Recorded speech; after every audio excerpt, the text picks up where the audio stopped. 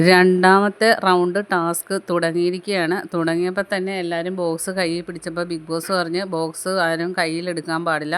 കാരണം ഇവർക്ക് ആദ്യം തൊട്ടേ ഈ സീസണിൽ കൊടുത്ത ടാസ്ക് ഒന്നും ഇവർക്ക് മനസ്സിലാവാതെ ഇവരെല്ലാം കളിക്കുന്ന. ഇതും നല്ല രീതിയിൽ ഗ്രൂപ്പ് ചേർന്നൊക്കെ കളിച്ച് പൈസ ഒക്കെ ഷെയർ ചെയ്ത് എടുക്കാൻ പറ്റുന്ന ഒരു ടാസ്ക്കാണ്. പക്ഷേ ഇവർക്കൊന്നും അറിയത്തില്ല. വെറുതെ ഒരു യുദ്ധം ചെയ്ത് അടിപിടി ചെയ്ത് ആ ടാസ്ക് തീർക്കുക എന്നാണ് ഇവരുടെ ഒരു ലക്ഷ്യം.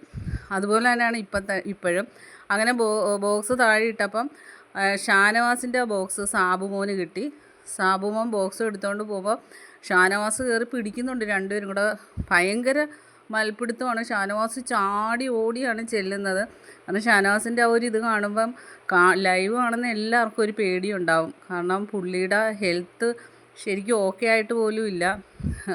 നെഞ്ചുവേന വന്ന് ഒരാഴ്ചയായിട്ടുള്ളൂ. അപ്പോൾ അങ്ങനെയുള്ള ഒരാൾ വളരെ എഫർട്ട് എടുത്ത് കളിക്കുന്ന കാണുമ്പം കാണുന്നവർക്കൊക്കെ ഒരു ഇതുണ്ടാവും. പക്ഷേ പുള്ളി അതൊന്നും വകവെക്കാതെ ഭയങ്കരമായിട്ടാണ് പുള്ളി സാബുമോനുമായിട്ട് യുദ്ധം ചെയ്ത് ആ സാബുമോൻ്റെ നിന്ന് പുള്ളിയുടെ ബോക്സ് ഷാനവാസിൻ്റെ ബോക്സ് കയ്യിലാക്കാൻ നോക്കുന്നത്. പക്ഷേ സാബുമോൻ കൈ വെട്ടിച്ച് പാഞ്ഞോടി ഡസ്റ്റ്ബിന്നിലോട്ടിട്ട് അങ്ങനെ ഷാനവാസ് ഔട്ടായിരിക്കുകയാണ്.